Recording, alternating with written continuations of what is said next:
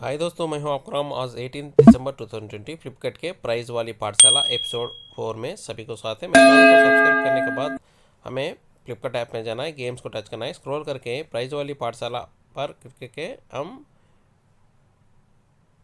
प्रश्नों का उत्तर देना पड़ता है। आज का जो पहला प्रश्न, how many years did world war 2 last for? इसका सही उत्तर है first one 6 years. First question answer first one 6 years.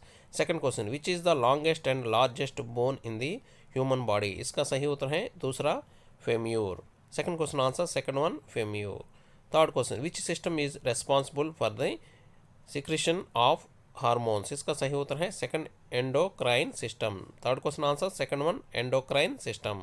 जीतने वाले सभी कमेंट सेक्शन में जरूर बताइए कि आप क्या जीते हैं, कितने जीते हैं। देखने वाले सभी तो लाइक तो कीजिए, कमेंट तो कीजिए, इससे हमें उम्मीद भी बढ़ती है, ढेर सारे चीज़ों को अपलोड करने का मौका भी मिलता है। Thank you for watching, all the best.